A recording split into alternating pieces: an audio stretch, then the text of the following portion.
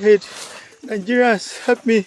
Your 100,000, 50,000, 1 million will go a long way to save my life. My name is Prince Enola Ojajuni. My name is Prince Enola Ojajuni. God bless you. Aderomu, please help me to spread this video. Ìjọba Nàìjíríà kí la ó ti sọ̀rọ̀ yìí sí? Ààrẹ Bọ́lá Ahmed Tinubu ẹ dákun ẹ gbà wá ọ̀rọ̀ yìí ń bá mójútó.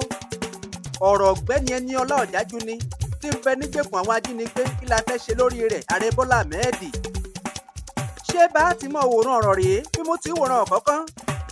Gọ́vnà Lucky Ayédàtiwa ẹ wí fún wa. Ẹ sì ń gbọ́ bí Ẹniọlá Ọ̀jájúni bó ṣe ń kérora lójoojúmọ́ nínú ìgbèkùn àwọn ajínigbé tí wọ́n ní àyàfi tó bá san 100 million naira kí wọ́n tó fi lọ́rùn lẹ̀. Ìjọba ìpínlẹ̀ Ondo ẹ sì dákẹ́. Ṣé ó dìgbà tí wọ́n bá gbẹ̀mí ẹ̀?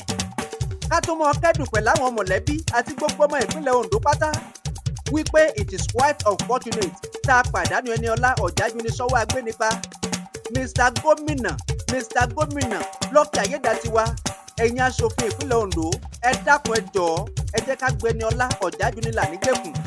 Ó ti ń lé lọ́sẹ̀ kan tó ti ń kérora nígbèkùn àwọn ajínigbé o. A sì ń bẹ nígboro à ń fi gbígbọ́ ṣaláì gbọ́ bí wọ́n bá lọ pa lẹ́yìn gbogbo ìrora tó ti ń ké.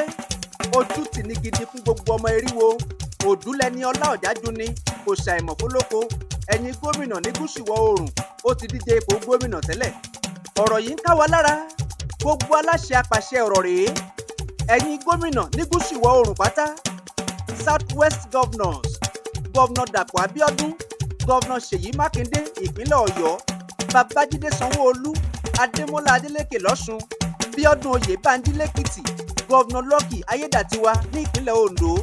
Ẹ̀mí ti fẹ́ bọ́ ẹgbani LÀJÀ. Ọ̀gbẹ́ni Ẹniọlá Ọ̀jájúni kò gbọ́dọ̀ kú sígbèkùn. Ojo Awogbemi Máyégún Akéwì Oòduà. Èmi ọ̀mọ́ rí ṣùgbọ́n bó ti ń kérora yìí ló ń fọ́ mi lórí. Èmi ò lágbára lọ́wọ́ lórí ààbò ẹnikẹ́ni. Ẹ̀yin gómìnà ẹ̀yin aláṣẹ lẹ́làbò ilẹ̀ yìí iṣẹ́ tó ló wá rán mi ní kí n kọrin ìgbàlà fún gbogbo ẹni tó wà nígbèkùn. Prince Ẹniọlá Ọ̀jájúni ò gbọ́dọ̀ kú o. Gọ́vnà Lucky Ayédàtiwa ọ̀rọ̀ rèé. Mo tún padà bọ̀ wá sílé orin. Ojo Awogbemi lèmi ń jẹ́ Máyégún Akéwì Oòduà akọrin ewì tí kì í bẹ̀rù ìjà. Hey, Nigerians, help me. Your 100,000, 50,000, 1 million will go a long way to save my life. My name is Prince Enola Ojajuni. My name is Prince Enola Ojajuni. God bless you. Aderomu, please help me to spread this video.